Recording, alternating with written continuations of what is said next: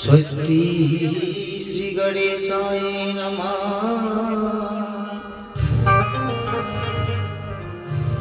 स्वस्ति श्री गुरु चरण कमले भो नमः।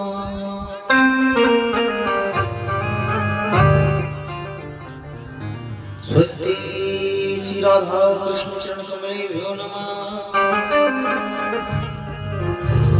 स्वस्ति श्री माता मित्र चरण कमले भो नमः।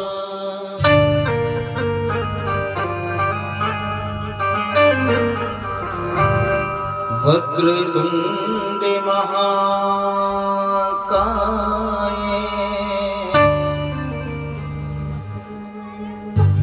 सूर्यकोटि समप्रभा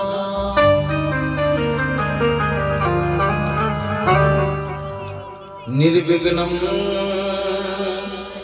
कुरु मे देवो। श्री सर्वकार्येषु सर्वदा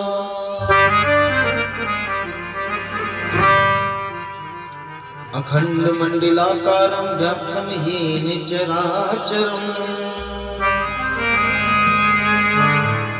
तत्पदं दर्शितं येन तस्मै श्री गुरवे नमः।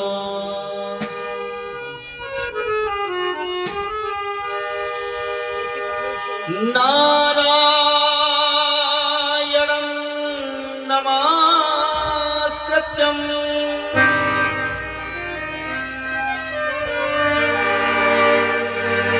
नरं चैव नरोत्तमं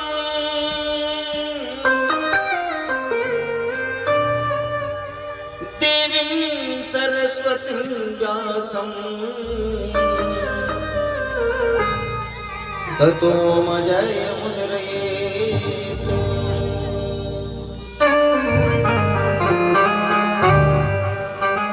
बृहत्पीठमण्डलवपुकर्णियो कर्णिकारं विभद्रवासकनककपसं वैजयन्ती चामालयम्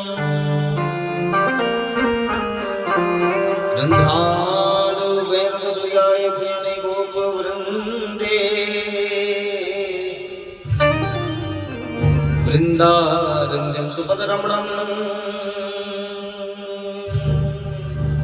प्रविशाल गीतिकीर्तिः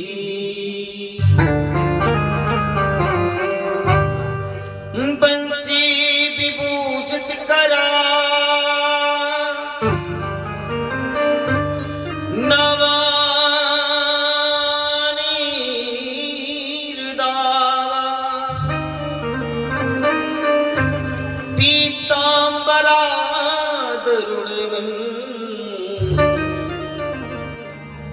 फैलाले तरोष्णाद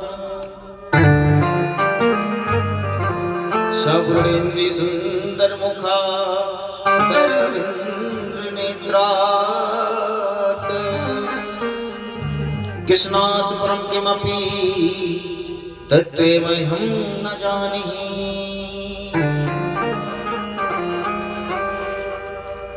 यं प्रवचनं मनोवेदमवेदकृत्य द्विवायो गृहकातराजुहाव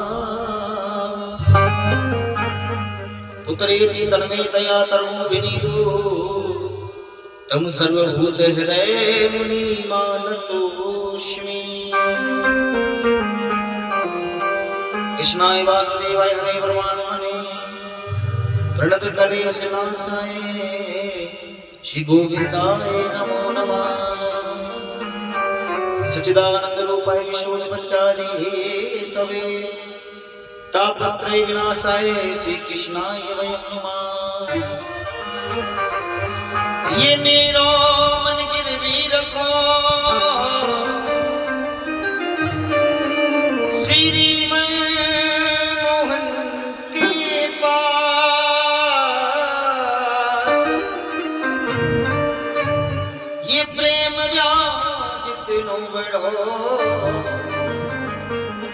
अब ना छूटन की आस।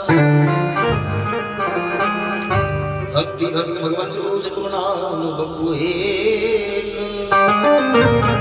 इनके भगवंदन किए ना सद विघन अनेक।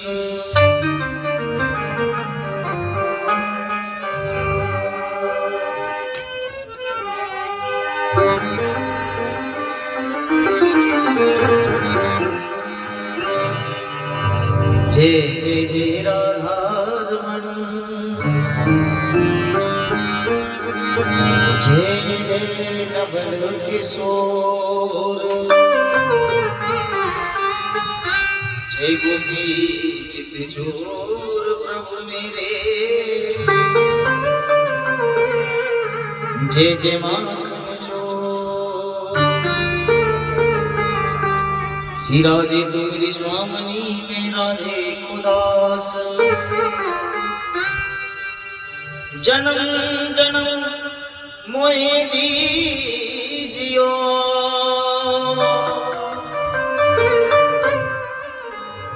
श्री वृंदावन को वास, श्री बरसाने को वास। सर्वप्रथम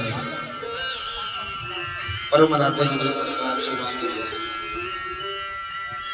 प्यारी ठाकुरानी श्री राधा रानी की शरणों में बार बार अभिनंदन है, प्रार्थना है जुगल जुगल सरकार आप आकर हम भक्तवृंद के हृदय में विराजमान हो, भक्ति रूपी गंगा हमारे मन से प्रवाहित करें, हमें आनंद की अनुभूति कराएं।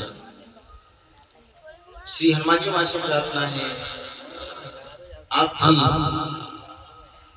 द्वितीय दिवस की कथा में, तृतीय दिवस की कथा में पधार करके कथा का श्रवण पान करें, अपनी कृपा पर बनाए रखें।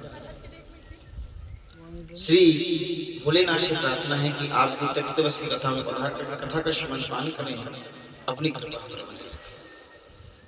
नगर देवता, ग्राम देवता, पुत्र देवता, वासु देवता, कुल देवता, कुल देवी, आप सबसे प्रार्थना है आप सभी तृतीय दिवस की कथा में पधार करके अपना अपना यथास्थान ग्रहण करें, कथा का श्रवण पान करें, अपनी कृपा पर बनाए रखें। कथा श्रवण करने पधारे कथा पंडाल में विराजमान सभी संत समाज, भक्त समाज, विप्र समाज, अनसुया की समाज मेरी माताएं, गंगा के समान पवित्र मेरी बहनें, सभी भक्त वृंदों को व्यासपीठ से मेरी प्यार भरी राधे राधे। एक बार भाव से बोले, जोर से बोलिएगा। आइए अपनी मन, अपनी वाणी, अपनी जिह्वा को पवित्र करें और कुछ क्षण के लिए ठाकुर जी का नाम संकीर्तन, उसके उपरांत सुंदर सी कथा में बड़े भाव रूप में प्रवेश करें।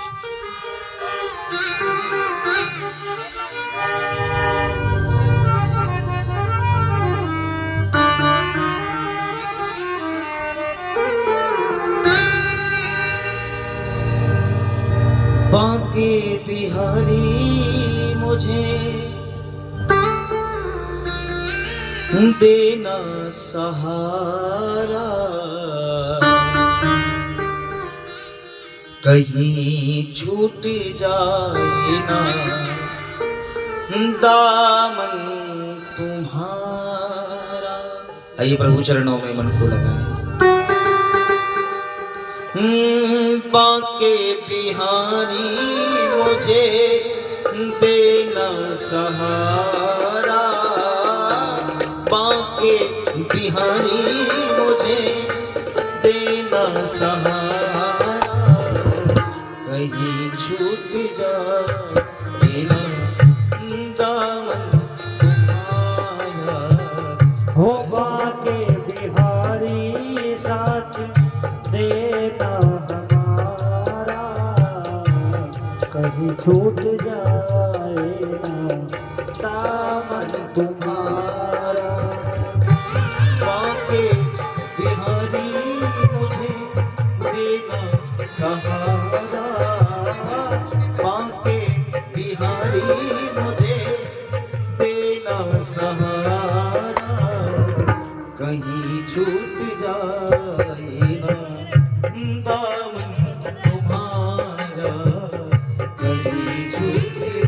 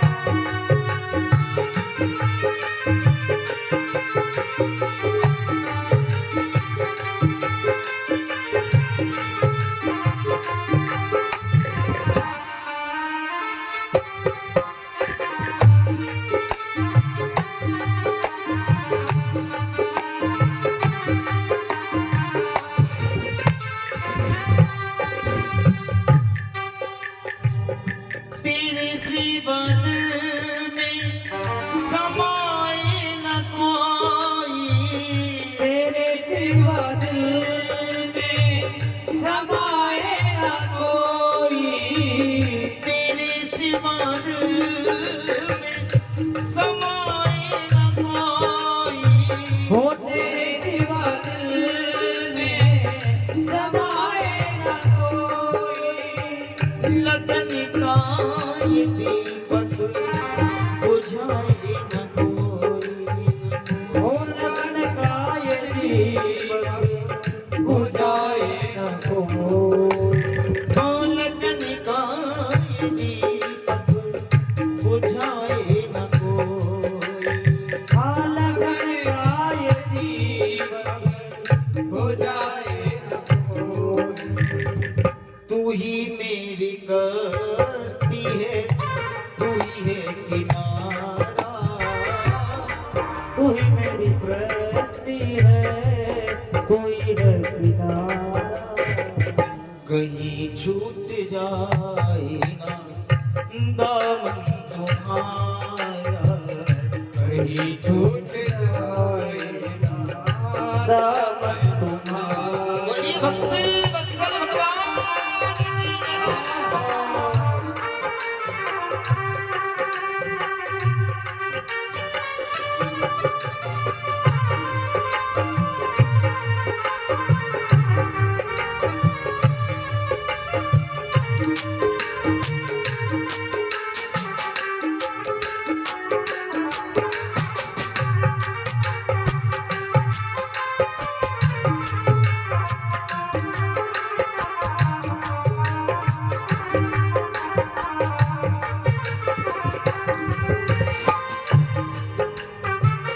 तेरे नाम का गान गाता रहूं मैं, तेरे नाम का गान गाता रहूं मैं। तेरे नाम का गान गाता रहूं मैं। हो तेरे नाम का गान गाता रहूं मैं। सुबह शाम तुमको रिझाता रहूं मैं। हाँ सुबह शाम तुमको रिझाता रहूं। तो सुबह शाम तुमको रिझाता रहूं मैं। हो सुबह शाम तुमको रिझाता रहूं। तेरा नाम मुझको है प्राणों से प्यारा। हो तेरा नाम मुझको है प्राणों से प्यारा। कहीं छूट जाए ना दामन तुम्हारा, हो कहीं छूट जाए ना दामन तुम्हारा। हे बांके बिहारी मुझे देना सहारा। बाके बिहारी मुझे देना सहारा। कहीं छूट जाएगा दामन तुम्हारा, कहीं छूट जाए ना दामन तुम्हारा। बड़ी भूल की जो मैं दुनिया में आया। बड़ी भूल की जो मैं दुनिया में आया। बड़ी भूल की जो मैं दुनिया में आया। बड़ी भूल की जो मैं दुनिया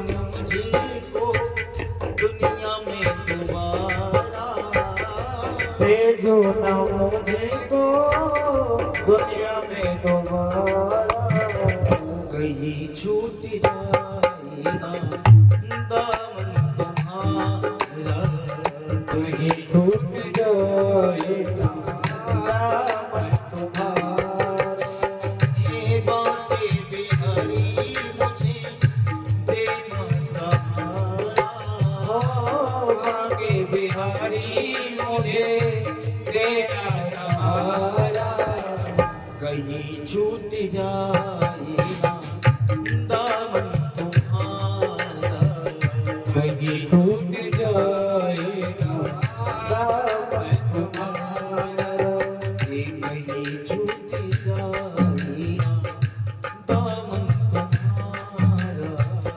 कहीं छूट जाए ना दामन तुम्हारा, ये कहीं छूट जाए ना दामन तुम्हारा।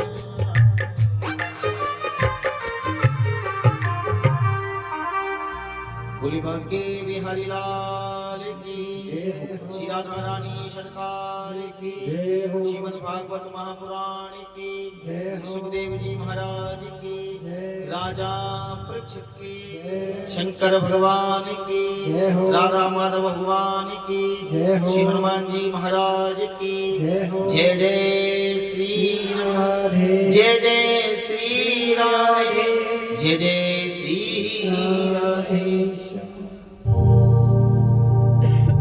परम मंगल में प्रातपर अखिलेश्वर अकारण करुणावरुणाल्य तड़ंदित विड़ंदित पीतांबरधारी श्री बालकृष्ण लाल मेरे गोविंद का वायुमय स्वरूप श्रीमद् भागवत कथा के तृतीय दिवस में आनंद रूप में प्रवेश करें। और कल की कथा को कहाँ विराम दिया था?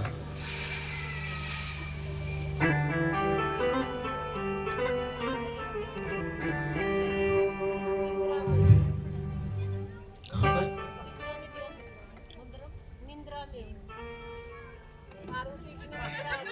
सही बात है।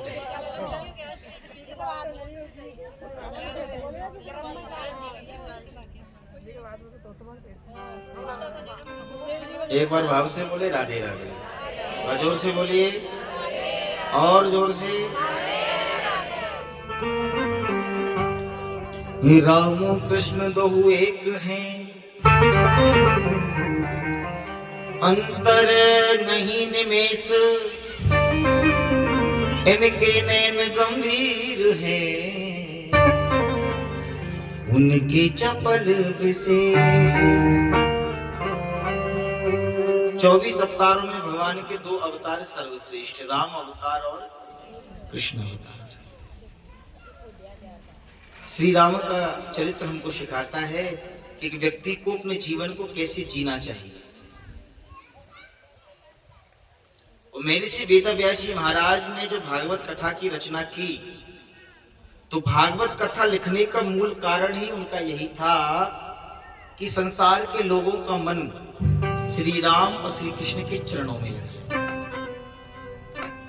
एक बार जब सुखदेव जी महाराज 16 वर्ष के हो गए तो वेदव्यास जी की कुटिया के सामने से निकल करके जा रहे थे। जो वेदव्यास जी ने अपने पुत्र को देखा, 16 वर्ष के युवा सुखदेव जी अपने पुत्र के पीछे ही पुत्र पुत्र कहकर के दौड़ रहे हैं। बेटा सुखदेव रुको, थोड़ी देर रुक जाओ, बेटा रुक जाओ। आगे जाके के सरोवर में कुछ स्त्रियां स्नान कर रही थी। सुखदेव जी वहां से निकल के चले गए, लेकिन जब वेदव्यास जी का वहां से निकलना हुआ, वो स्त्रियां उस सरोवर से बाहर निकल के तन पर वस्त्र डाले और कहने लगी, बाबा हमको क्षमा करना, हम आपको देख नहीं पाए। वेदव्यास जी ने देखा, कहने लगे, बेटी तुम्हारे सामने से मेरे 16 वर्ष का युवा बेटा निकल के चला गया सुखदेव, उसको देख के तुम्हें लज्जा नहीं आई, लेकिन मुझे बूढ़े बाबा को देख करके तुम लज्जा करती हो। तुम्हारी परबाबा की उम्र का हूं। उन स्त्रियों ने बड़ा सुंदर जवाब दिया, हे वेदव्यास महाराज, आपके पुत्र सुखदेव जैसा तो कोई हो ही नहीं सकता है। वो तो इतने बड़े परमहंस हैं, यदि उनके आगे हजारों वस्त्र भी पहन लेना तो भी निर्वस्त्र हैं। वो इतने बड़े परमहंसी हैं, वो जानते नहीं संसार को, स्त्री पुरुष का भेद क्या वो नहीं जानते। लेकिन बाबा आप तो संसार में रहते हो, आपसे लज्जा आए तो क्यों नहीं आए। उसी समय वेद व्यास जी को बड़ी मन में गिलानी हुई, मेरा बेटा इतना बड़ा तपस्वी, इतना बड़ा परमहंस, और मैंने अपने जीवन को यह व्यर्थ में गवा दिया। उसी समय वेद व्यास जी अपनी कुटिया में आकर के बैठे, उन्होंने नेत्रों को बंद किया, ध्यान लगाया, तो उनके ध्यान में ये पूरा संसार घूम रहा है, पूरा संसार।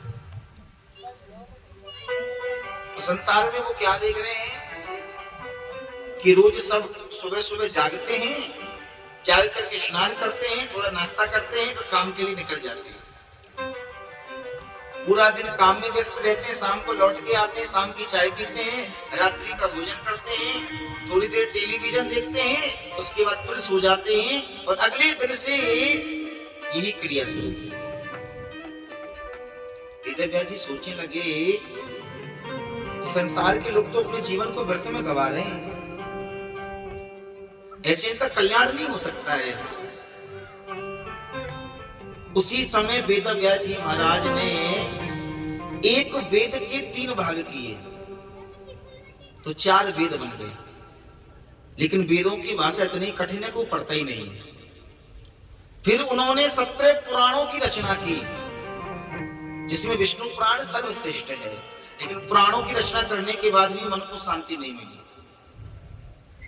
अब कोई कवि कोई कविता लिखता है और अपनी लिखी कविता से वो स्वयं खुश नहीं है, तो उसको अनुभव हो जाएगा कि और किसी को भी पसंद नहीं आएगी।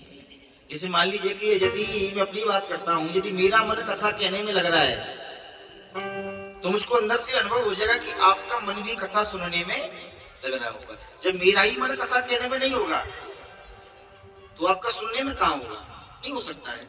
ऐसे ही वेद व्यास जी को 17 पुराणों की रचना कर दी, पर मन को शांति नहीं मिली। तभी वहां पर नारद जी का आगमन हो गया। वेद व्यास जी के पास निराश होकर के बैठ गए। नारद जी के लगे, वेद व्यास जी आज आप बड़े निराश दिख रहे हो, उदास हो, क्या बात है।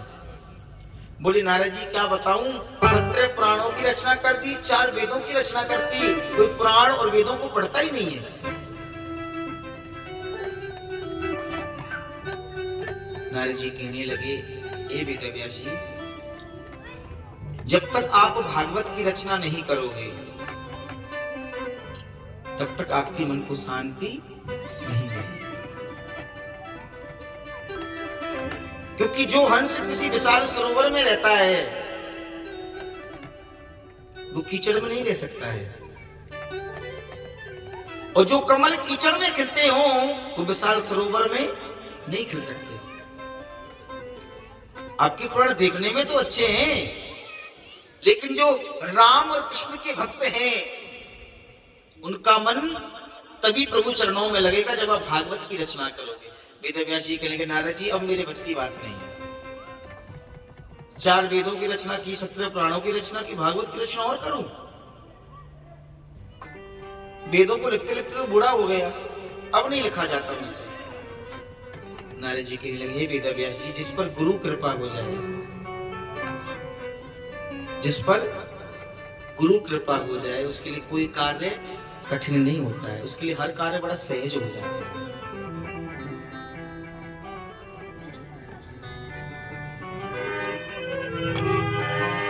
गुरु गोविंद दोनों खड़े, मैं काकी लागू पाए, ये बलिहारी गुरु आपने मोहि गोविंद दियो बताए। गुरु गोविंद दोनों खड़ी काकी लागू पाए, बलिहारी गुरु आपने मोहि गोविंद दियो बताए। गुरु में ही वो सामर्थ्य होती है, गुरु में वो सामर्थ्य होती है जो हमें भगवान तक, उनके चरणों तक पहुंचा सकते हैं। बिना गुरु के कोई व्यक्ति भगवान को प्राप्त नहीं कर सकता है। और जीवन में प्रत्येक व्यक्ति का गुरु होना अनिवार्य है। कहते कि बिना गुरु के ये हमारा जीवन उस विशाल समुद्र में किसी डूबे हुए व्यक्ति के समान है। हम संसार में तो जी रहे हैं, लेकिन संसार में जो मनुष्य का कर्तव्य है उसको नहीं समझ रहे हैं। केवल वो ज्ञान हमको गुरु दे सकते हैं।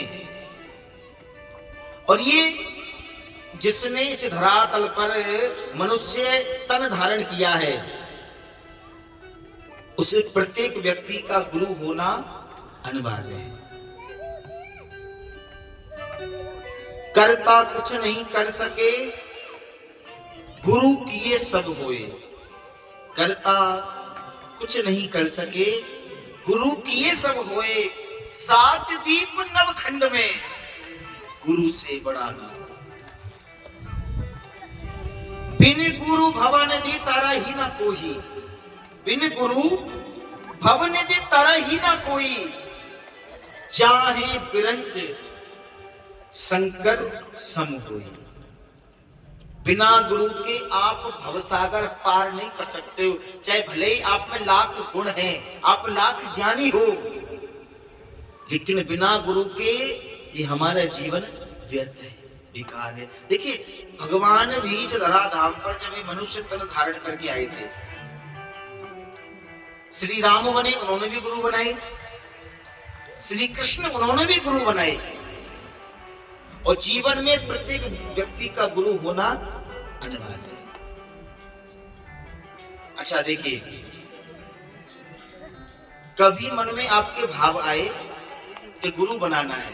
अच्छा, आप में से कितने व्यक्ति ऐसे जिन्होंने गुरु बना रखे हैं? हाथ खड़ा करके बताएं। अरे वाह, बहुत सुंदर। एक बार अपने लिए ताली बजाइएगा, बहुत अद्भुत। हाँ, अच्छा देखिए, गुरु बना लेना ही यहीं तक हमारा कार्य पूरा नहीं होता है। भाई गुरु जी ने मंत्र दे दिया, कंठी बांध दी, सो अब तो चेला बन गए हम गुरु जी के। हाँ, यहीं तक ही हमारी शिष्यता सार्थक नहीं होती है। यहीं तक हमारी शिष्यता सार्थक नहीं होती है। शिष्य धर्म वहां पूरा होता है जो गुरु जी ने हमको नियम बताए हैं। जो गुरु जी ने हमको नियम बताए, उन नियमों पर चलना, उन नियमों का पालन करना, उनके बताए हुए मार्ग पर चलना, तभी हमारा गुरु धर्म पूर्ण होता है। यदि हम अपने मन से मनमाने आचरण करेंगे, बेशक आपने गुरु बना रखे, लेकिन आपका कभी कल्याण नहीं हो सकता है। देखिए, गुरु कोई व्यक्ति विशेष थोड़ी है। गुरु कोई व्यक्ति नहीं है, गुरु एक धर्म है। गुरु एक धर्म है। धर्म कभी गलत नहीं हो सकता है। व्यक्ति गलत हो सकता है, लेकिन धर्म कभी गलत नहीं हो सकता है। अच्छा, गुरुजी हमको क्या बताते हैं? वो हमको भगवान का नाम ही तो सिखाते हैं। हाँ? वो हमको भगवान का नाम ही तो सिखाते कि भगवान का नाम लीजिए। वो हमको क्या देते हैं? केवल मंत्र देते हैं, वो भी भगवान के नाम का। और यदि हम गुरु के दिए हुए वचनों का पालन ना करें, तो आपकी शिष्यता अधूरी है। आपने केवल अपने नाम से गुरु बनाए, ध्यान रखना। अभी हम उधर नसीराबाद की तरफ कथा कर रहे थे, तो एक मैया आई, बोले महाराज जी हमें गुरु बनाना है। गुरु बनाना है? उनके अच्छा, मैंने पहले आपने कोई गुरु तो नहीं बनाए हैं? बोले नहीं महाराज जी, पहले भी मेरे 4 गुरु हैं। गुरु कोई वस्त्र की तरह थोड़ी होते हैं। दीक्षा गुरु एक होता है। दीक्षा गुरु एक होता है। अच्छा देखिए, बहुत अच्छी बात है, आपने गुरु बना रखे हैं। तो आपके गुरुजी किसी ना किसी संप्रदाय से तो होंगे ही। हाँ, निम्बार्क संप्रदाय। अच्छा, सबके श्री जी महाराज है, निम्बार्क संप्रदाय है। चलिए, अच्छा, तो अब उसको आपको पहचाना कैसे जाएगा कि आप निम्बार्क संप्रदाय से हैं? बताइए भाई, निम्बार्क संप्रदाय से हैं, सो यदि कोई भी ऐसा व्यक्ति आपको देखेगा तो दूर से ही आपकी पहचान कैसे होगी कि आपने गुरु दीक्षा ले रखी है और आप निम्बार्क संप्रदाय से हैं? बताइए।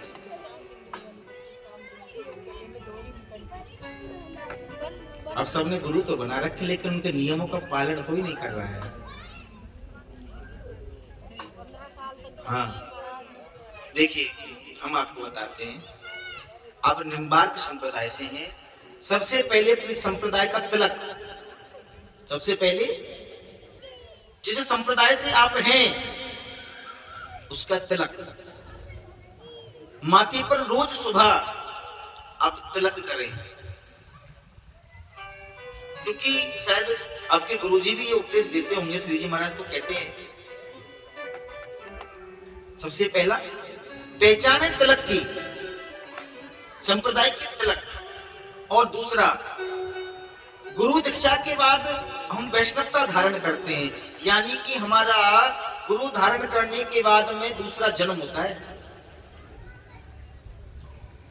हम गुरु दीक्षा लेते हैं ना, उसके बाद हमारा नया जन्म होता है। जितने हमने पिछले जन्म में जितने भी कर्म किए होंगे, यानी कि गुरु दीक्षा धारण करने से पहले, देखिए एक प्रसंग आता है, आपको सुनाते हैं। एक चोर था, वो चोरी करता था, तो एक बार उसने एक नगर के साहूकार के यहाँ जाकर के चोरी की, और चोरी करते हुए उस साहूकार ने उसको देख लिया। और वो उसी गांव का, वो साहूकार भी उसी गांव का और वो चोर भी उसी गांव का। उसने पहचाना लिया तो वो व्यक्ति है, उसके पीछे अपने लोग दौड़ा दिए, भाई पकड़ो इसको। वो व्यक्ति दौड़ा दौड़ा अपने नगर से काफी दूर एक संत की कुटिया में जा छुपा। संत से कहा कि बाबा मैं चोरी करके आया हूं, पर किसी को बताना नहीं, वो लोग आ रहे हैं, वो पकड़ के मुझको मार देंगे। संत ने कहा अच्छा ठीक है, तो नहीं छुप जाओ। संत ने उससे कहा कि तुम ये चोरी क्यों करते हो? बोले पेट पालने के लिए। बोले कि ऐसा ही करना आवश्यक है, कुछ और भी तो कर सकते हो। बोले बाबा मैं आज के बाद कभी चोरी नहीं करूंगा, मैं कसम खाता हूं आज के बाद मैं कभी चोरी नहीं करूंगा, लेकिन अब जो मैंने ये चोरी की है इसका दंड तो मुझे मिलेगा। मैं अपने नगर में कभी लौट के नहीं जा सकता हूं, अपने घर नहीं जा सकता हूं कभी, इसका दंड तो मृत्यु दंड मुझे मिलेगा, क्योंकि साहूकार ने मुझे देख लिया है। इससे बचने का आपको उपाय बता दें तो मैं आज से चोरी नहीं करूंगा, सदमार्ग पर चलूंगा, भगवान का भजन करूंगा। गुरु ने कहा अच्छा ठीक, कोई बात नहीं। उसी समय उसे संत ने उसको गुरु दीक्षा गुरु मंत्र दे दिया कि बेटा आज से तुम्हारा नया जन्म हो गया है, जो अब से पहले तुमने जितने भी कर्म किए हैं ना वो सब नष्ट हो गए तुम्हारे, अब उनका तुमको कोई फल नहीं मिलने, जो बुरे कर्म के नष्ट हो चुके हैं। आज के बाद जितने भी तुम अच्छे कर्म करोगे सारे बुरे कर्मों को नष्ट कर दे। बोले बाबा अब मैं उस नगर में लौट के जाऊंगा तो वहां मुझे पकड़ा जाएगा और मुझसे पूछा जाएगा कि क्या तूने चोरी की है? बोले हाँ। तुम ये कह देना क्योंकि तुम्हारा दूसरा जन्म हो चुका है, तो तुम बोल देना कि मैंने इस जन्म में नहीं पिछले जन्म में चोरी की थी। अब वो उसी गुरु मंत्र का स्मरण करते करते नगर में पहुंच गया। साहूकार के लोगों ने उसको पकड़ा, पकड़ करके राजा के यहाँ पर हाजिर कर दिया। राजा ने साहूकार से कहा बताइए क्यों पकड़ा गया इसको? बोले महाराज इसने मेरे घर पर चोरी की है। चोरी की है? उससे पूछा हाँ भाई तूने चोरी की है? बोले महाराज मैंने इस जन्म में कोई चोरी नहीं की, हमने पिछले जन्म में जरूर इनके घर चोरी की थी। कहने लगा कि पिछले जन्म का दंड इस जन्म में थोड़ी दूंगा इसको। साहूकार से पूछा, हाँ भाई तेरे यहाँ चोरी कब हुई थी? बोले कल रात को।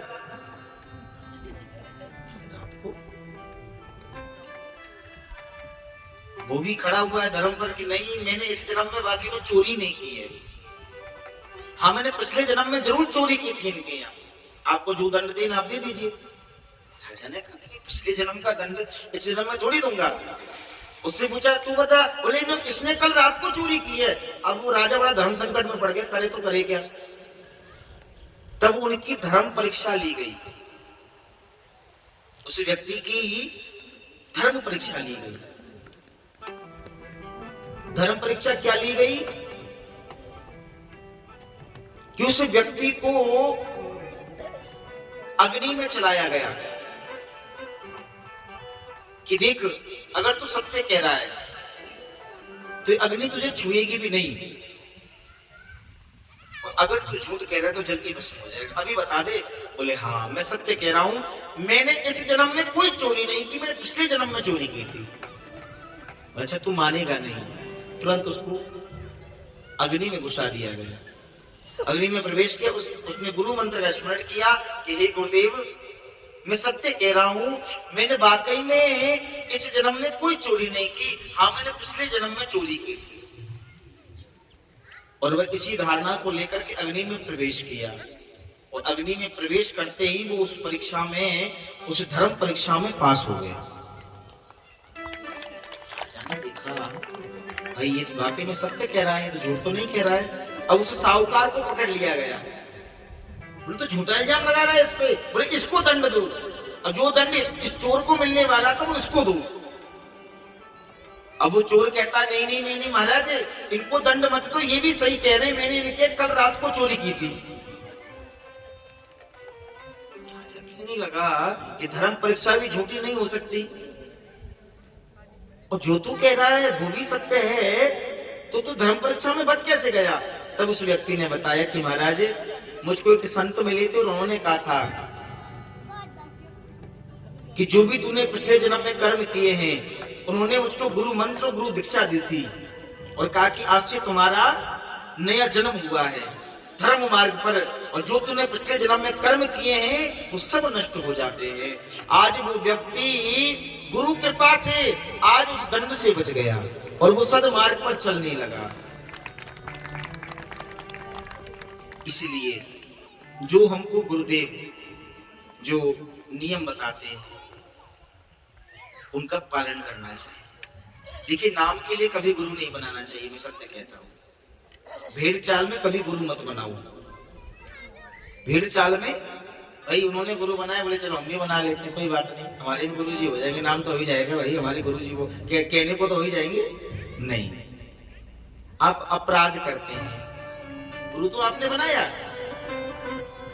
फिर उसके बाद क्या होता है, फिर आप उनके जब नियमों का पालन नहीं करते हैं तो आपको ना जाने कैसे कैसे कर्मों के अपराध बिना किए लग जाते हैं, बिना किए। कोई महापुरुष आपको दीक्षा दे रहा है, आपको शिष्य बना रहा है,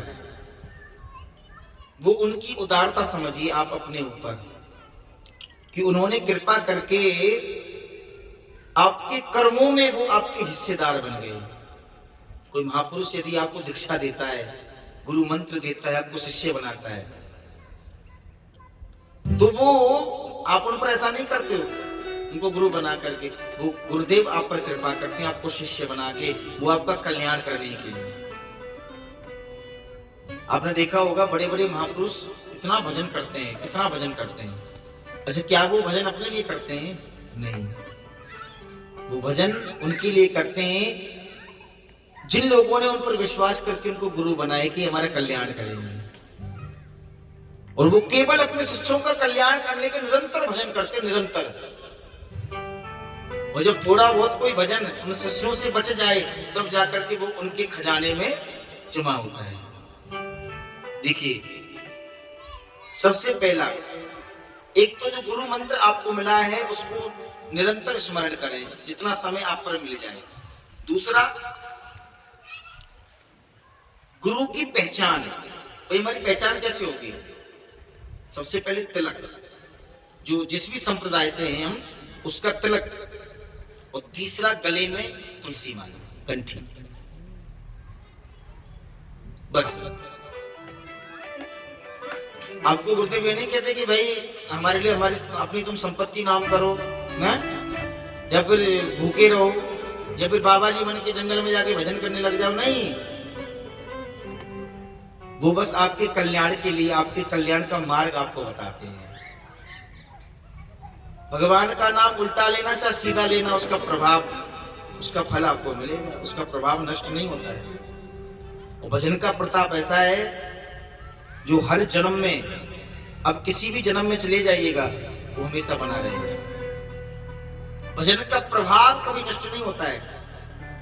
धन को आप केवल इस जन्म में भोग लेंगे, सुख सुविधाओं को इस जन्म में भोग लेंगे, लेकिन भजन का प्रताप किसी भी जन्म में आप चले जाइए, वो हर जन्म में आपके साथ रहेगा। इसलिए कल से ध्यान रखना, हाँ, घर में पीला चंदन हो, चाहे गोपी चंद सफेद चंदन हो,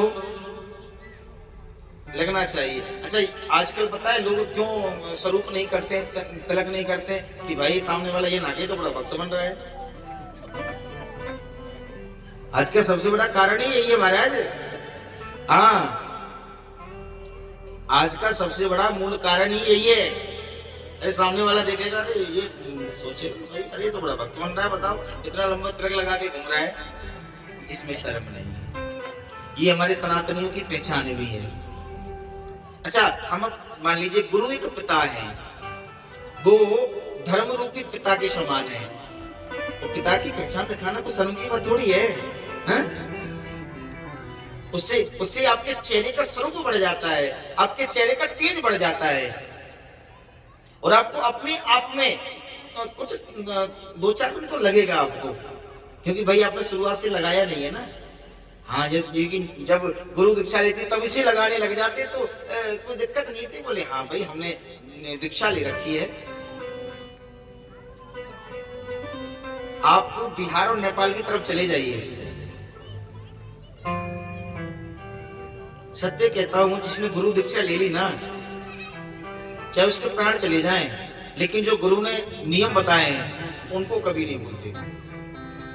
अभी हम नेपाल में कथा करके आए थे, ये कथा थी हमारी 10 तारीख से। अब विश्वास नहीं करेंगे, वाकई में देखने को लगता था सबके चेहरे पर, वहां पर अधिकतर गौड़ीय संप्रदाय के लोग हैं। वाकई में जितना पांडाल, पूरा पांडाल भरा हुआ है, उसमें से कुछ जिन्होंने दीक्षा नहीं ले रखी, केवल उनके माथे पर तिलक नहीं था, लेकिन जिन्होंने दीक्षा ले रखी थी, में क्या स्वरूप लगता था, मानो कि भगवान के पार्षद बैठे हो। हाँ, दिखने में इतना सुंदर स्वरूप लगता है कि यहाँ लगता है कि भाई वैष्णव बैठे हुए हैं, कथा सुन रहे हैं। तो देखिए माताओं, एक ही बात कहूंगा, जो जिस संप्रदाय से आप हैं उसका तिलक अवश्य लगाएं। उसमें आप संकोच ना करें, शर्म ना करें कि भाई तिलक लगाएंगे कोई क्या कहेगा, नहीं, आप लगाइए, चाहे हल्का से ही लगा लीजिएगा, लेकिन हाँ लगना चाहिए कि हम किस संप्रदाय के। अपने आप में एक होना चाहिए ना। अब किसी ने पूछा गुरु बनाए, बोले बनाए हैं। अब यहाँ से जाने के बाद पता नहीं, गुरुदेव का नाम निशान ही नहीं पता हमारा है। हाँ, कम से कम रोज आप गुरुदेव का स्वरूप करेंगे, उनका तिलक लगाएंगे, तो आपको ज्ञात होता रहेगा, हाँ हमारे गुरुदेव है। हाँ? उसके साथ में उनका नाम भी आपको याद आएगा। चलो थोड़ी देर नाम भी ले लेते हैं। गुरु में वो सामर्थ्य है, यदि आप गुरु के वचनों पर चलोगे ना, हम सत्य कहते हैं आपका कल्याण हो जाएगा। यदि अपना कल्याण करना है तो करिएगा, और भैया नहीं करना तो जीवन तो निकल ही रहा है, रुकेगा नहीं। और जीवन कब नष्ट हो जाए कोई नहीं जानता है। आइए अपने गुरुदेव के शरणों में एक वंदना गाएं, उसके बाद फिर आगे की कथा में प्रवेश।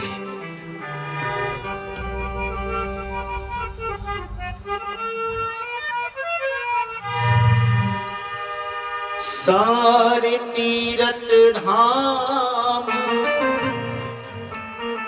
आपके चरणों में, हे गुरुदेव प्रणाम आपके चरणों में। सारे तीरथ धाम आपके चरणों में हे गुरुदेव प्रणाम आपके चरणों में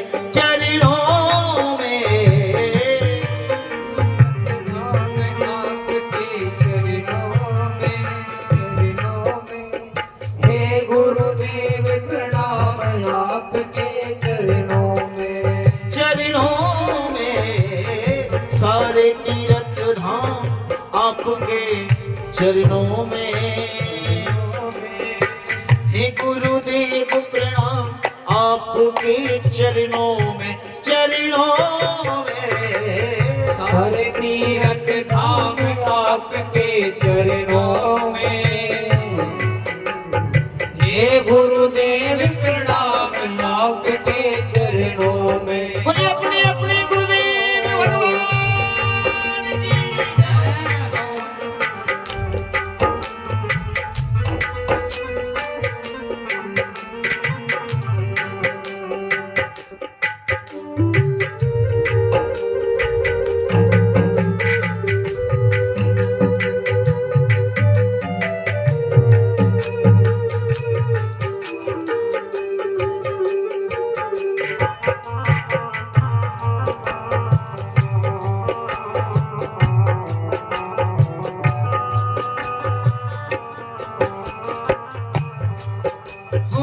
हृदय में माँ गौरी लक्ष्मी कंठ शारदा माता है हृदय में माँ गौरी लक्ष्मी कंठ शारदा माता है हृदय में माँ गौरी लक्ष्मी कंठ शारदा माता है कंठ शारदा माता है कंठ शारदा माता है जो भी मुख से वचन कहे वो वचन सिद्ध हो जाता है जो भी मुख से वचन कहे वो वचन सिद्ध हो जाता है वचन सिद्ध हो जाता है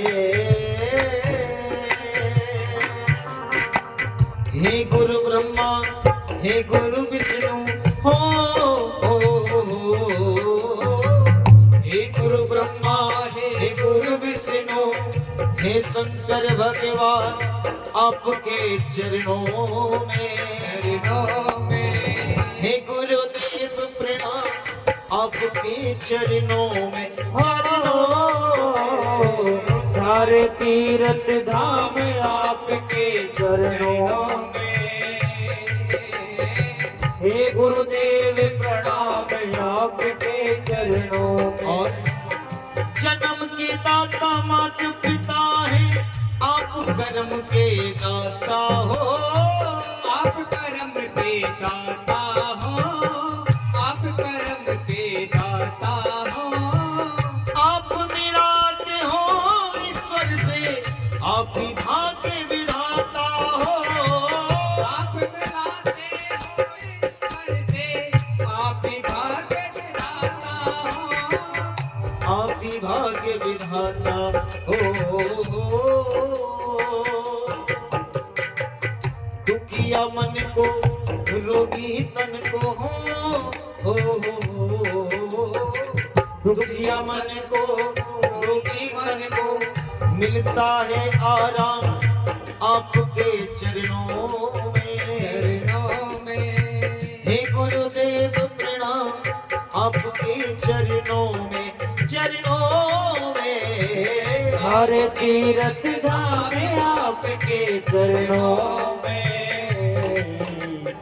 हे गुरुदेव प्रणाम आपके चरणों में निर्बल को बलिवान बना लो मूर्ख को गुणवान प्रभु मूर्ख को गुणवान प्रभु मूर्ख को गुणवान प्रभु निर्बल को बलिवान बना लो मूर्ख को गुणवान प्रभु मूर्ख को गुणवान प्रभु मूर्ख को गुणवान प्रभु देव कमल आए वंशी को भी ज्ञान का तो बलिदान प्रभु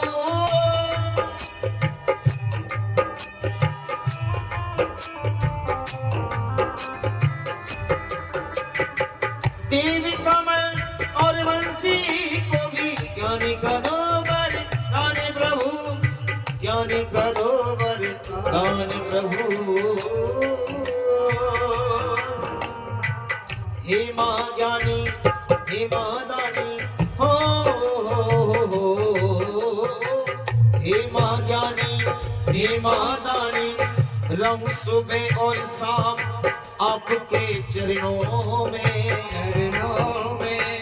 हे गुरुदेव प्रणाम आपके चरणों में, चरणों में। सारे तीर्थ धाम आपके चरणों में, हे गुरुदेव प्रणाम आपके चरणों में। आपके चरणों में, आपके चरणों में, आपके चरणों में, आपके चरणों में, आपके चरणों में, आपके चरणों में। सारे तीर्थ धाम आपके चरणों में, हे गुरुदेव प्रणाम आपके चरणों में।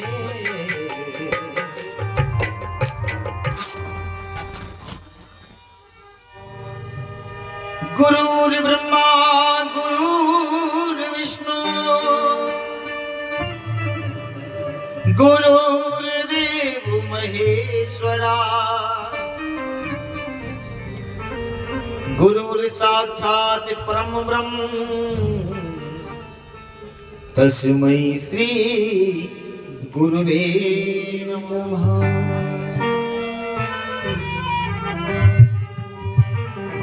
गुरु ब्रह्मा गुरु विष्णु गुरुर्देवो महेश्वरी, गुरुर् साक्षात् परम ब्रह्म तस्मै श्री गुरुवे।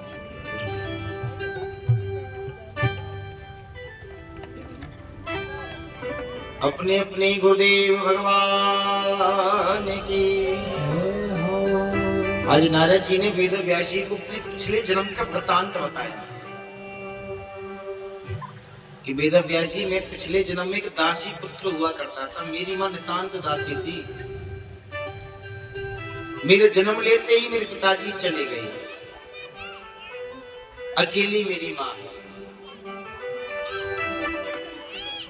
एक सदग्रस्त संतों के यहाँ मुझे मेरी मां ले गई और उनकी कुटिया में रहने लगी।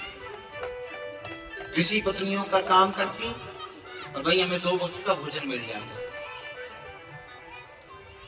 संतों को यहाँ तो एक ही काम होता है, दिन रात बस सत्संग और भजन। मैं भी बड़े आनंद से बचपन से ही सत्संग सुनता। एक बार उस आश्रम में चतुर्थ मास करने के लिए कुछ व्रत संत आए। मैं उन संतों की सेवा में लगा रहता। उन संतों ने प्यार से मेरा नाम बालक रामदास रख दिया। कोई काम होता बालक रामदास, बेटा रामदास, बालक रामदास। मुझे उन संतों से ऐसी प्रीति हो गई, उनके पास ही बैठा रहता, सत्संग सुनता, भजन करता। और जब चतुर्थ मास पूर्ण होने के बाद वो संत जाने लगे, मैं भी उनसे बोला बाबा मुझे भी ले चलिए। उन्होंने कहा अच्छा ठीक है चलो। जब मैं उनके साथ चलने लगा तो मेरी मां ने उन संतों के पैरों को पकड़ लिया। बोले बाबा मेरे बेटे को लेकर के मत जाओ, इसके अलावा मेरा कोई सहारा नहीं है। संत बड़ी दुविधा में पड़ गए। बालक रामदास रोता है बाबा मुझे छोड़ के मत जाना, और मां कहते लेके मत जाना। संतों ने समझाया बेटा रामदास जब तक तुम्हारी मां है तब तक मां की सेवा करो। पहला धर्म मां की सेवा करना है। और जब तुम्हारी मां का शरीर पूरा हो जाए चलिए ना उत्तराखंड में भगवान का भजन करने के लिए, हम तुम्हें वहीं मिलेंगे। बोले बाबा भजन में क्या करना है? 12 अक्षर मंत्र दिया। ओम नमो भगवते वासुदेवाय, ओम नमो भगवते वासुदेवाय। संत चले गए। वो बालक रामदास एकांत में बैठा रहता, किसी से बात नहीं करता, माँ से भी बात नहीं करता, सोचता रहता, भजन करता रहता। एक बार सोचने लगा हे प्रभु यदि आज मेरी माँ नहीं होती तो मैं उन संतों के साथ में चला गया हो तो भगवान का भजन करता हूं उनके साथ। फिर सोचने लगा अगर मेरी मां मर जाए तो मैं जा सकता हूं। बस ऐसे भाव आ गए, हे भगवान मेरी मां को उठा लो। अच्छा वैसे ही सोचना गलत था, लेकिन जब मन में वैराग्य आ जाए फिर संसारिक कोई बंधन मायने नहीं रखता है। तभी उसकी मां गाय दुहाने के लिए गई, घास में सर को बैठा था और उसकी मां को डस लिया। उसकी मां का प्राणांत हो गया। बालकों ने आके बता रहे रामदास तेरी मां मर गई। वो बालक दौड़ा दौड़ा गया, जोर जोर से रोने लगा। उस बालक की एक आंख से तो ठंडे आंसू निकल रहे हैं और एक आंख से गर्म।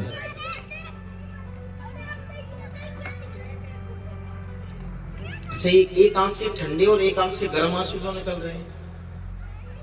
देखिए जब वो व्यक्ति दुख में रोता है तो आंसू गर्म होते हैं, और जब कोई व्यक्ति खुशी में रोता है, ज्यादा खुशी हो जाती है, तो जब खुशी में आंसू निकलने लगते हैं तो आंसू ठंडे होते हैं। अब उस बालक को दुख तो इस बात का था कि मेरी मां मर गई, और खुशी इस बात की थी कि अब कोई बंधन नहीं बचा है, हमें जाके भगवान का भजन करना है। मां का अंतिम संस्कार किया, चले गए उत्तराखंड में, द्वादश अक्षर मंत्र का जाप करने लगे। कई महीनों तक भगवान का भजन किया, भगवान नारायण प्रकट हो गए। बोले बालक रामदास तेरे में भजन से बड़ा प्रसन्न हूं। वो बालक कहता है प्रभु मुझे इस संसार को छोड़ के मत जाओ, मैं उस संसार में रहना नहीं चाहता हूं, मुझे अपने साथ ले चलो। प्रभु नारायण कहने लगे देखो रामदास अभी तुम्हें अपने साथ नहीं ले जा सकता। बोले क्यों? क्योंकि विधि का विधान है। हाँ जब इस सृष्टि में प्रलय लेकर के आऊंगा, जब सृष्टि प्रलयकारी समुद्र में डूब जाएगी और पुनः जब सृष्टि का आरंभ होगा तब तुम्हें अपने निकट ही अपने पास ही रखूंगा। सृष्टि में प्रलय आई, जब भगवान ने पुनः सृष्टि की रचना की तो उसी बालक रामदास को अपना प्रिय पार्षद प्रिय भक्त नारद के रूप में प्रकट कर लिया। निरंतर नारायण नारायण कहते कहते नारद जी रहते हैं बिना बजाए।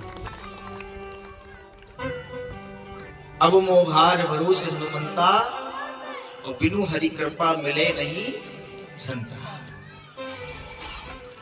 यदि आपको संतों का दर्शन हो जाए समझ लेना भगवान ने कृपा कर दी है। नारद जी ने कहा हे वेदव्यास जी मैं स्वयं संत और गुरु कृपा का पात्र हूं। गुरु कृपा से बालक दासी पुत्र से नारद बन गया।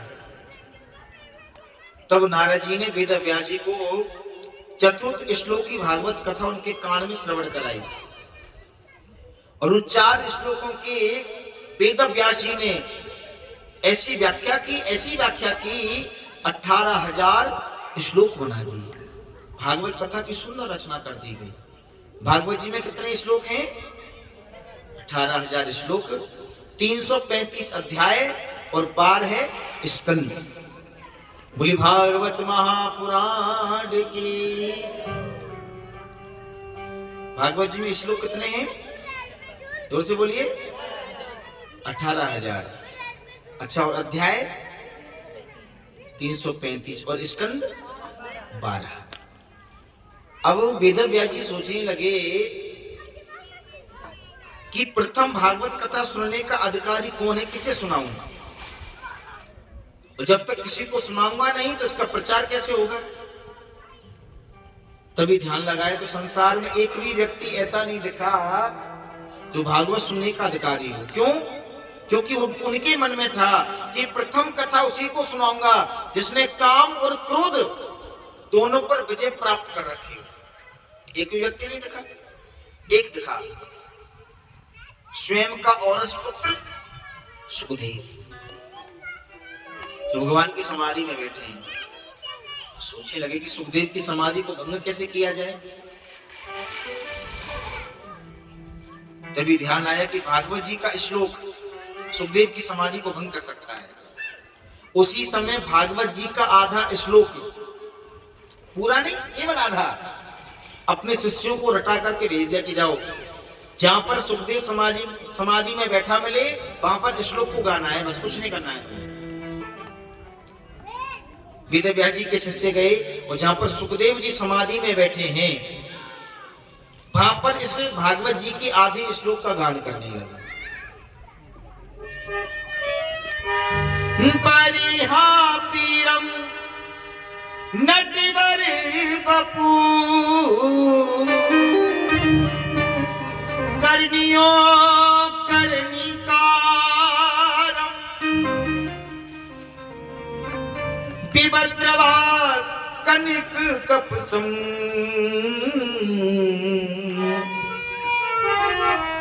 बेजंती चमाल चमाल परहा पीडम नटवर बपू कर्णिहु कर्णिकारम विप्रदवास कणिक कपसम बेजंती चमालयम। भगवान के स्वरूप को दर्शाया गया है। भगवान का रूप देखिए कितना सुंदर है। सावली सलोनी सूरत है और उनके गले में बैजंती माला है। जैसे भगवान के स्वरूप को सुना तुरंत समाधि खुल गई। बोले रे भैया ये तो बड़ी सुंदर है, इनके बारे में तो और सुनाओ। शिष्यों ने कहा हमको इतना ही आता है, आगे आता ही नहीं है। गुरुजी ने सिखाया नहीं आगे। सोचे लगे सुखदेव जी होंगे कोई सुंदर, मुझे क्या करना। फिर से समाधि में बैठ गए। शिष्यों ने आके कहा कि एक बार को तो समाधि खुली थी लेकिन फिर समाधि में बैठ गए। बोले अच्छा। बोले हाँ। अब की बार भागवत जी का पूरा श्लोक रटाया गया। अहो बकिये स्तनि कालकूटम जिन्ध्याय शाप्या यादपे साधवी लेवे गति धात्र युजिता तत्तुनयं क्वं वादयालु शरणं ब्रजेम। अहो बकिये स्तनि कालकूटम, जरा देखो तो सही उस पूतना को जो अपने स्तनों पर कालकूटी नामक विष लगा करके आई है भगवान को मारने के लिए। लेकिन भगवान कितने बड़े दयालु हैं, कितने बड़े कृपालु हैं। दयालु शरणम ब्रजेम, जो गति बाद में मां यशोदा और मां देवकी को मिली थी पहले ही मेरे प्रभु ने उस पूतना के लिए प्रदान कर दी। इतना बड़ा दयालु कौन होगा? हाँ, इतना बड़ा दयालु कोई हो सकता है क्या? जो भगवान को मारने हैं उसको माता गति दे रहे हैं। सुखदेव जी ने सुना, अरे वाह ये तो बड़े दयालु हैं। दौड़े दौड़े वेद व्यास जी के पास में आए। हे पिताजी मुझे भागवत कथा श्रवण करा दीजिए। वेद व्यास जी सोचने लगे थी बिना परीक्षा लिए मैंने अपने बेटे को भागवत कथा श्रवण करा दी तो संसार के लोग यही कहेंगे भाई अपने बेटी की तो दुनिया बड़ाई करती है। हाँ? अपनी बेटी की बुराई थोड़ी करता है। चाहे बेटा कैसा भी हो ये कहेंगे भाई हमारा छोरा बहुत बढ़िया है। हाँ, हमारा बेटा बहुत बढ़िया है। तब वेद व्यास जी ने सुखदेव जी को परीक्षा लेने के लिए महाराज जनक जी के द्वार पर भेजा कि बेटा सुखदेव अभी तुम्हारी शिक्षा पूरी नहीं हुई है, अभी तुम्हारी शिक्षा पूरी नहीं है, जाओ तुम जनक जी से शिक्षा लेकर के आओ। सुखदेव जी महाराज राजा जनक के द्वार पर 5 दिन खड़े रहे इंतजार में मिलने के लिए। 5 दिन। और 5 दिन के बाद जब जनक जी उनसे मिलने आए, जनक जी ने देखा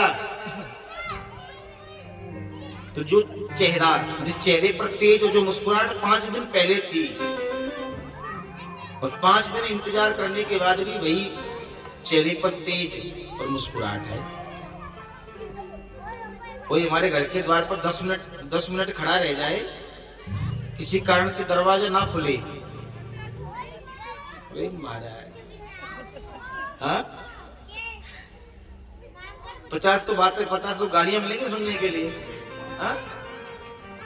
और यहाँ सुखदेव जी 5 दिन खड़े रहे, 5 दिन, लेकिन चेहरे पर जरा सा भी क्रोध नहीं। अंदर लाया गया, असंख्य नारियों के बीच बिठाया गया, काम में भी पास हो गए। काम और क्रोध दोनों को विजय प्राप्त कर रखी थी सुखदेव जी ने। जनक जी ने कहा आप जाइए, आपकी शिक्षा पूरी हुई।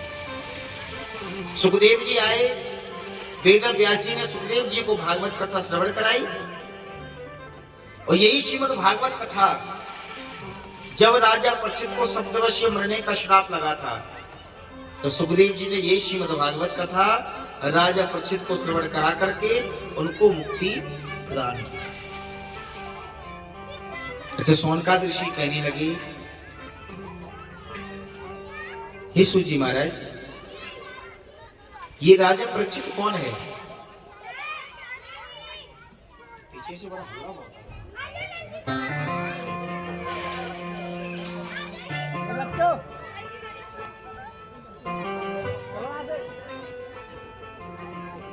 पता नहीं, पीछे क्या कोई रेलगाड़ी लग रही है क्या? हाँ?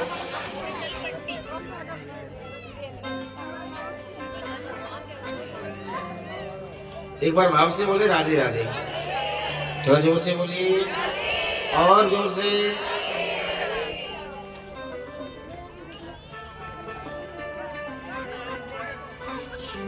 ये राजा परीक्षित कौन है? जब कौरव और पांडवों का युद्ध चल रहा था, ध्यान दीजिए, जब कौरव पांडवों का युद्ध चल रहा था, सभी कौरव मारे गए, एक बचा है जिसका नाम है दुर्योधन। और दुर्योधन की जगह को भी आदरणीय भीमसेन ने अपने गदा के प्रहार से तोड़ दिया है। दुर्योधन रणभूमि में दर्द के मारे चिल्ला रहा है, करहा रहा है। तभी वहां पर द्रोणाचार्य पुत्र अश्वत्थामा आ जाता है दुर्योधन के पास। तो कहने लगा, भैया दुर्योधन,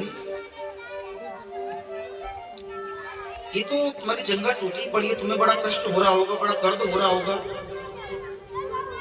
तुम्हारी जंगा को किसने तोड़ा है? तुम तो जानते हो अश्वत्थामा, ये कार्य पांडवों का किया गया है। इतना दुख मुझे इस जंगा के टूटने का नहीं है, इतना दुख मुझे इस जंगा के टूटने का नहीं है।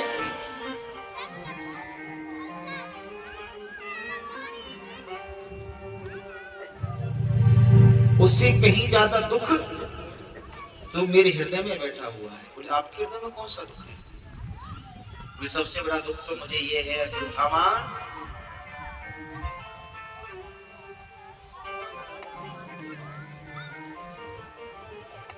कि 100 के 100 कौरव मारे गए, बड़ी से बड़ी हमारी सेना मारी गई, गुरु द्रोणाचार्य मारे गए, लेकिन उन पांडवों में से एक का भी हम बाल बांका ना कर सके। 5 में से एक भी मर जाता तो शायद शांति से मुझे प्राण निकल जाते, लेकिन 5 में से एक को भी मार ना सके और हम सबके सब मारे गए। अश्वत्थामा कहने लगा, भैया दुर्योधन, यदि तुम मुझे उस युद्ध के समय अपनी सेना का सेनापति बना देते, तो इतना दम रखता हूं, 5 में से एक को भी जीवित नहीं छोड़ता, 5 को मार देता।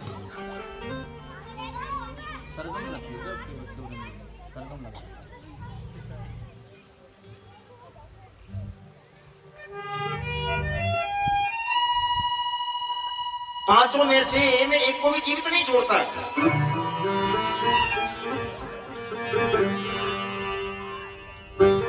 उसी समय अश्वत्थामा ने, तो जंगा से रक्त निकल रहा था, अंगूठे पर लिया और अश्वत्थामा के मस्तक पर तिलक। बोले, भैया तमन्ना से अब सही बना देता हूं। सबसे बड़ा आनंद तो यहां पर हो गया कि क्षत्रिय का रक्त ब्राह्मण के मस्तक पर लग गया।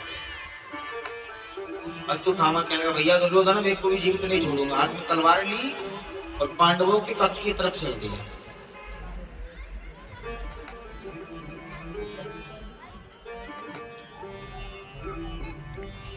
कहते हैं, जाको राखे साइया मार सके ना कोई, बाल ना बांको कर सके, जो जग वैरी होए। जिनकी रक्षा स्वयं मेरे कन्हैया मेरे गोविंद करते हो, भला उनका कोई क्या बिगाड़ सकता है। मेरे प्रभु उस कक्ष में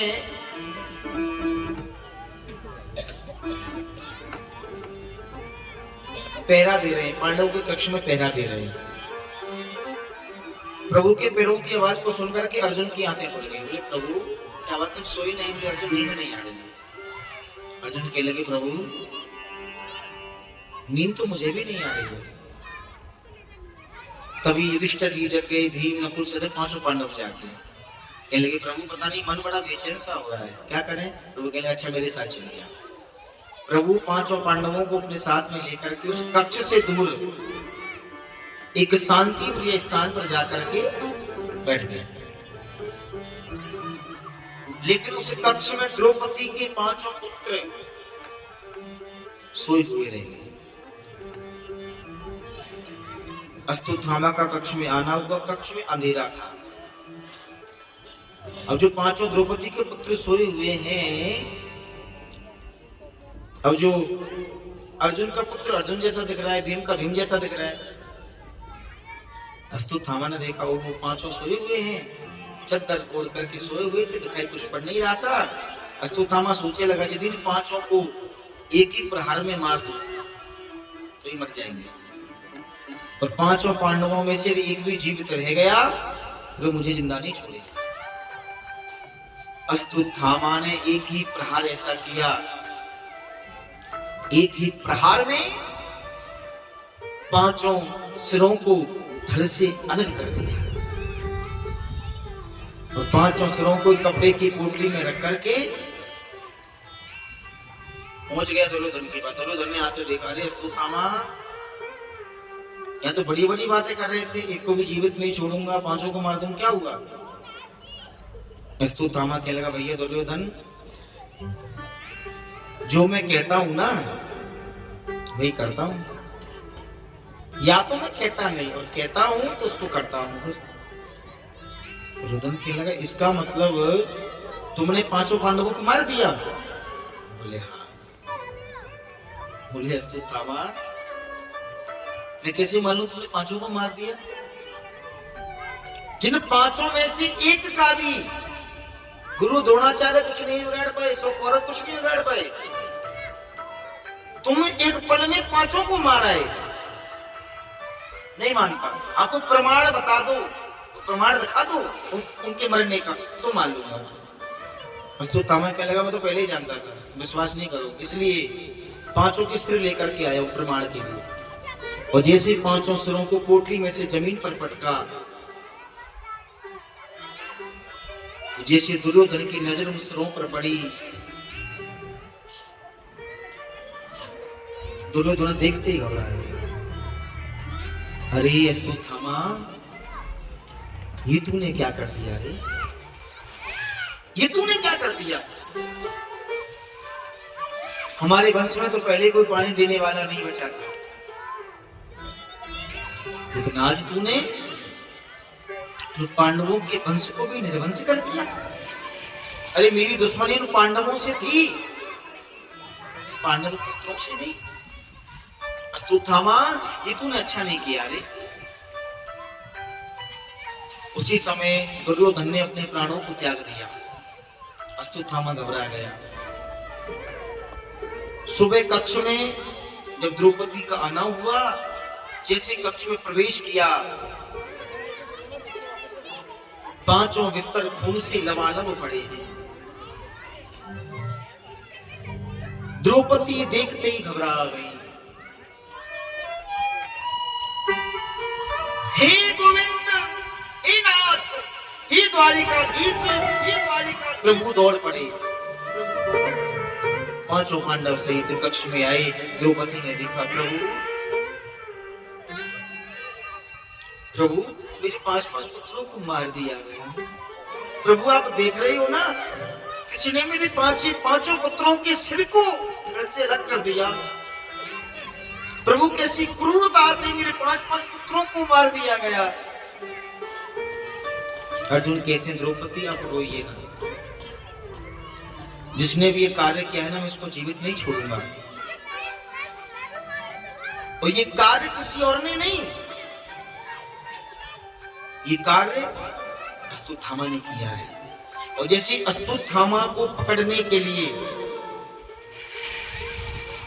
अर्जुन चला, अश्वत्थामा ने अर्जुन को आते देखा, बोले मुझे मार देगा।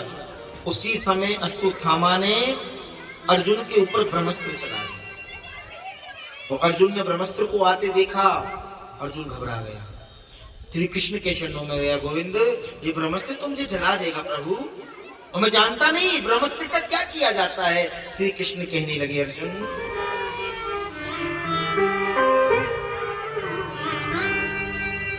कृष्ण कृष्ण महाभायो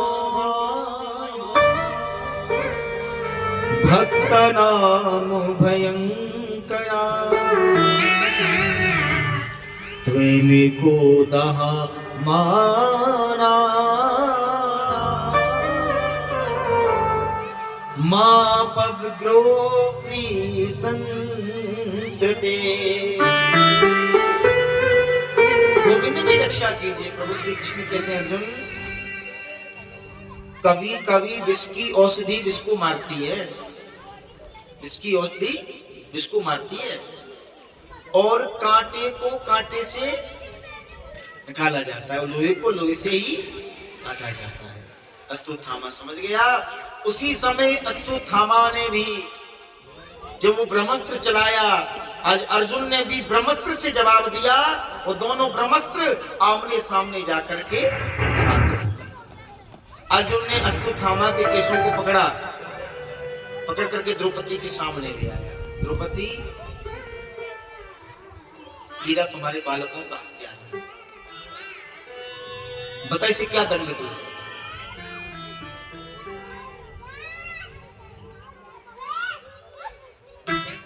द्रौपदी देख रही है अश्वत्थामा की तरफ, अश्वत्थामा की तरफ देख रही है। अर्जुन कहता द्रौपदी आप बोलती क्यों नहीं हो, बता इसे क्या दंड दूं? नियम तो ये कहता है कि इसने तुम्हारे 5 पुत्रों को मारा है, इसलिए इसको 5 बार मरना पड़ेगा, लेकिन नहीं मरेगा तो एक ही बार। लेकिन बताओ द्रौपदी इसको आकाश में उड़ा करके मारूं या फिर जमीन में गाड़ करके मारूं, या इसके टुकड़े टुकड़े करके सिंह के आगे डाल दूं? जिस मां के 5 पुत्र मारे गए हों और उनका हत्यारा आंखों के सामने है, और जो द्रौपदी श्री कृष्ण को अपना भाई मानती है, अपना सखा मानती है, वो द्रौपदी कहती है इसे छोड़ दो, इसे जाने दो। अर्जुन कहते हैं द्रौपदी तुम क्या कहती हो? जो मेरे 5 पुत्र मारे गए हैं वो इसको मारने से वापस नहीं आएंगे, लेकिन आप इसके बारे में ना सोच करके गुरु माता के बारे में सोचिए। गुरु माता गौतमी का ही इकलौता सहारा है। गुरु द्रोणाचार्य तो पहले ही युद्ध में मारे गए, उसको भी आप मार दोगे तो गुरु माता का क्या होगा? अरे मेरे पास तो 5 हैं, आपके सारे जीवन को काट लूंगी, लेकिन गुरु माता। इतने में भीम बोल पड़ा अर्जुन तुम इसे नहीं मारोगी ना, इसको मैं मारूंगा।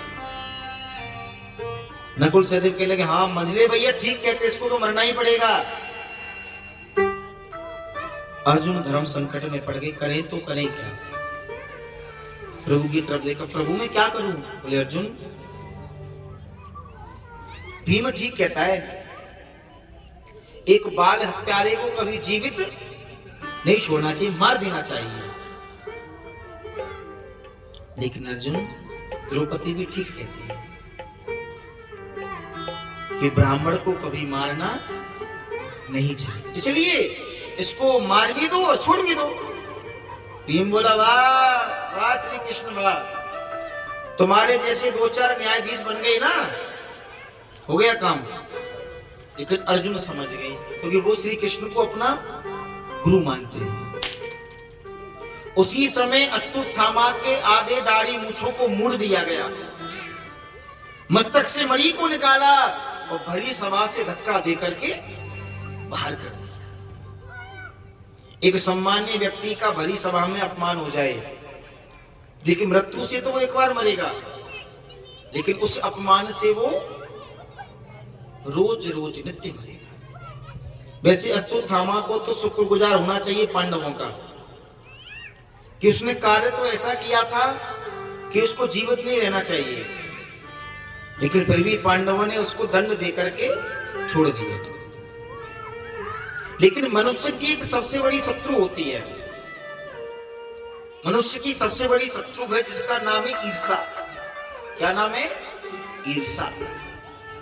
मन में ईर्षा आ जाना, मन में किसी को देख करके ईर्षा आ जाना, और जब किसी को देख के ईर्षा आती है तब फिर हम उसका अनित सोचते हैं कि इसका बुरा होना चाहिए, इसका अनित होना चाहिए, इसका नुकसान होना चाहिए।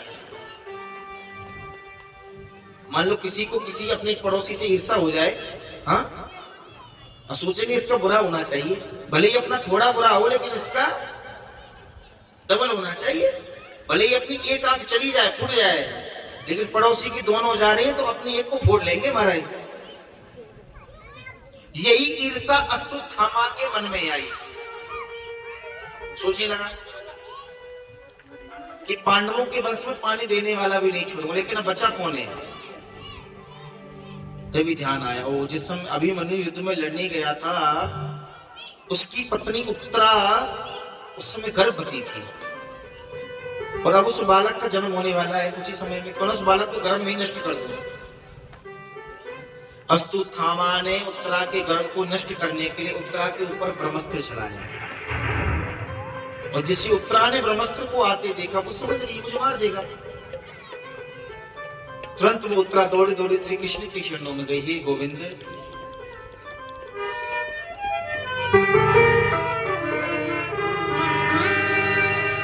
पाहि पाहि महायोगिन, देव देव जगत पते, नान्यं त्वदेव भयं पश्ये, यत्र मृत्यु परस्परम्।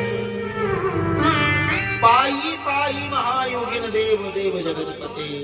हे गोविंद, हे प्रभु, ये ब्रह्मास्त्र मुझे मारने के लिए आ रहा है प्रभु, और प्रभु भले ही मेरे प्राण चले जाएं, भले ही मेरी जान चले जाए, मैं परवाह नहीं है,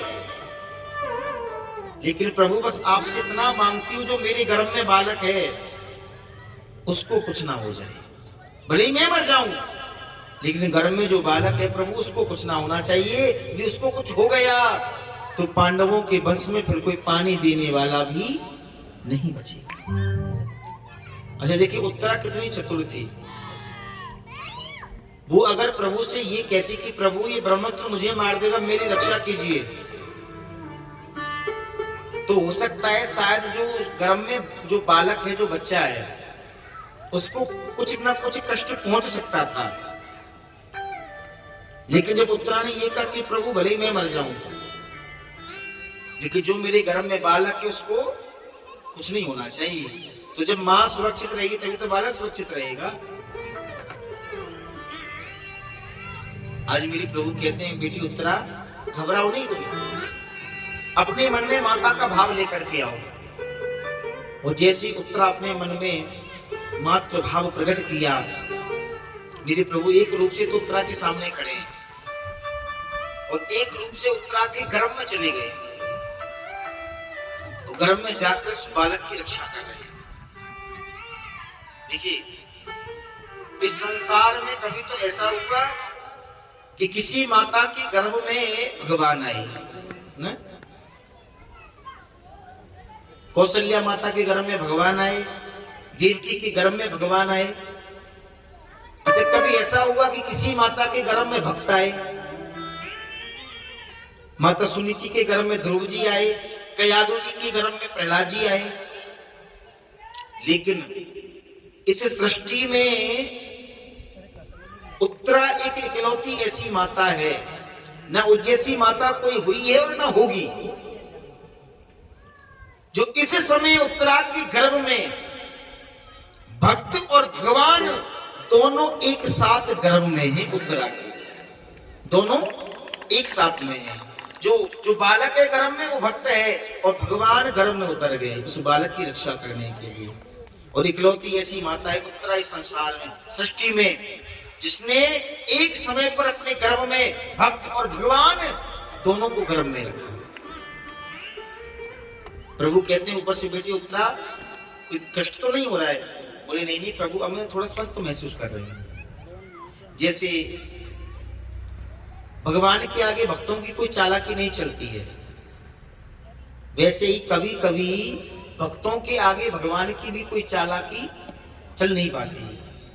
इस दृश्य को खड़ी खड़ी पांडवों की माता कुंती देख रही है और दौड़ी दौड़ी आई, प्रभु के चरणों में साष्टांग प्रणाम किया। हे गोविंद, हे नाथ, हे प्रभु नारायण। श्री कृष्ण कहते हैं, बुआ ये आप क्या कर रही हो? आप मुझको प्रणाम कर रही हो? प्रणाम तो मुझे आपको करना चाहिए। बोली नहीं प्रभु, मैं जानती हूँ आज आप भगवान हैं, मैं भगवान को प्रणाम कर रही हूँ।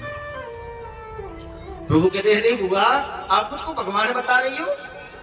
मैं भगवान नहीं हूं। अरे मैं तो आपके भाई का छोटा पुत्र कृष्ण, आपका भतीजा हूं, आप मुझे भगवान कह रही हो? माता कुंती कहने लगी, प्रभु यही लीला तो आपकी निराली है।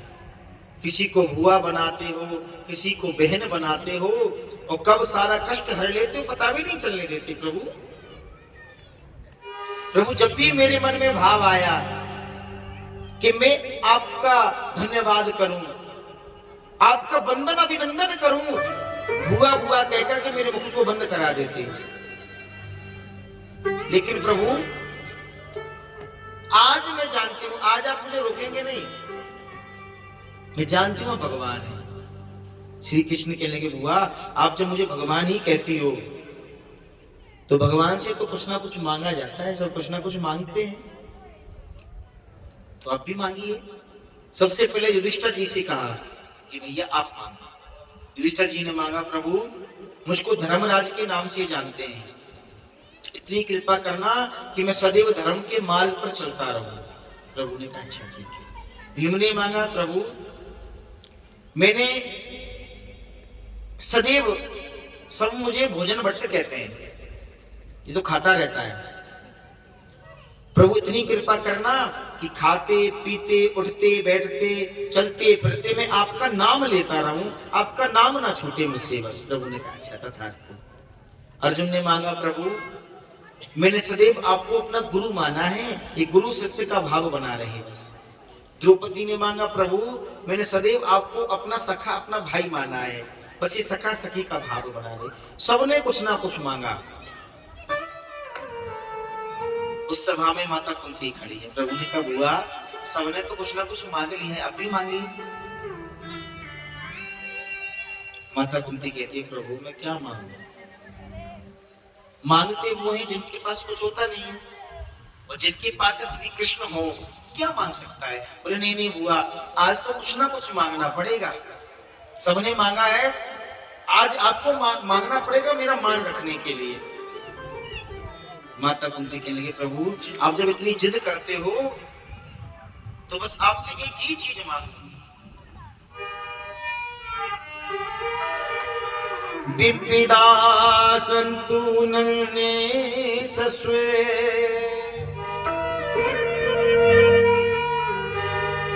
तत्र तत्र जगति गुरो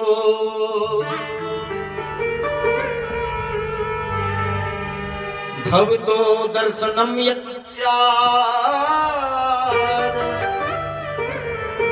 पुनर्विभाव दर्शनम।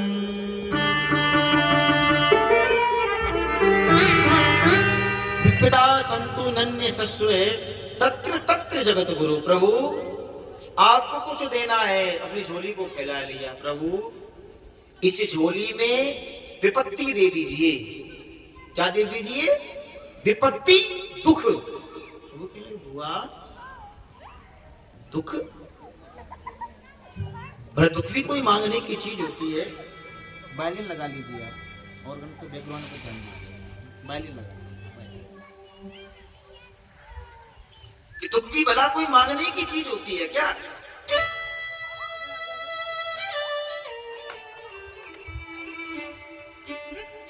दुख कौन मांगता है? अरे हुआ, आपने अपने जीवन में दुख के सिवा पाया ही क्या? बचपन से यदि माता कुंती के जीवन को देखा जाए तो उनके जीवन का एक क्षण भी ऐसा नहीं है जो उन्होंने सुख से निकाला। जिनका जन्म हुआ था महाराज सूरसेन जी के यहाँ पर, और बचपन में ही कुंती भोज नामक राजा उनका अपहरण करके उठा करके उनको ले गया था। वैसे माता कुंती का वास्तविक नाम है प्रथा। जब वो कुंती भोज नामक राजा अपहरण करके ले गया तो उसने अपना नाम दे दिया कुंती। माता कुंती बड़ी हुई, युवा हुई। अब सोचिए, जिस बालक का जन्म कहीं और हुआ हो, पालन पोषण कहीं और हुआ हो, उसका बचपन अच्छे से कैसे निकल सकता है? युवा हुई, विवाह हुआ ऐसे व्यक्ति के साथ में जो बचपन से ही पीलिया का रोगी है, और उसको भी श्राप लगाया, यदि अपनी पत्नी के पास जाओगे उसी क्षण तुम्हारी मृत्यु हो जाएगी। वो तो दुर्वासा ऋषि के कुछ मंत्रों की शक्ति के द्वारा इन पांचों पांडवों का जन्म हुआ था।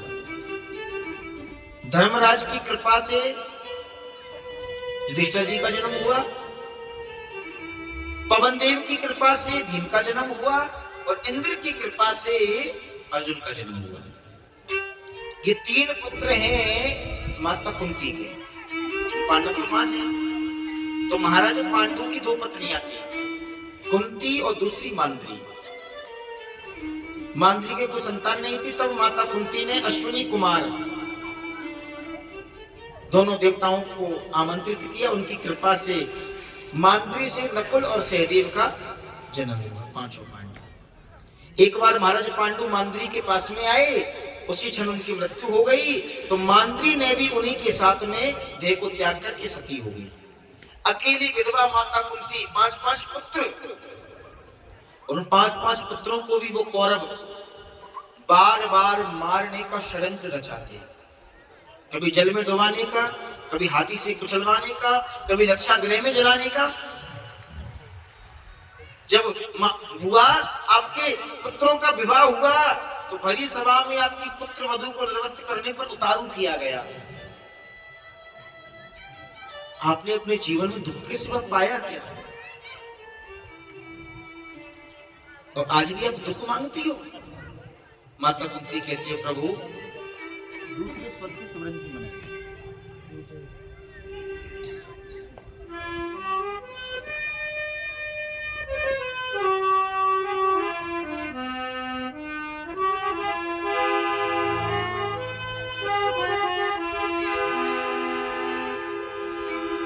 माता कुंती कहती है, प्रभु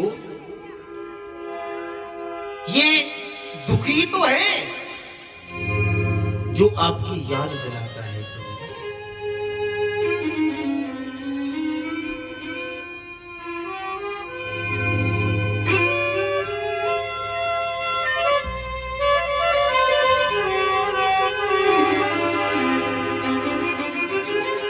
तो सुख को लेके प्रभु मैं क्या करूं?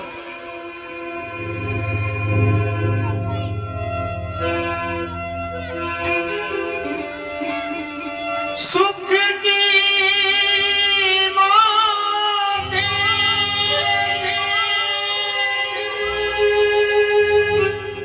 सिर पड़े,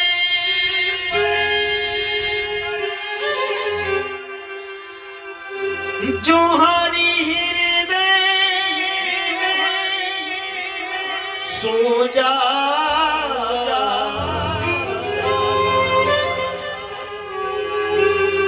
बलिहारी बा दुख की, जो पले पले नाम जपाए।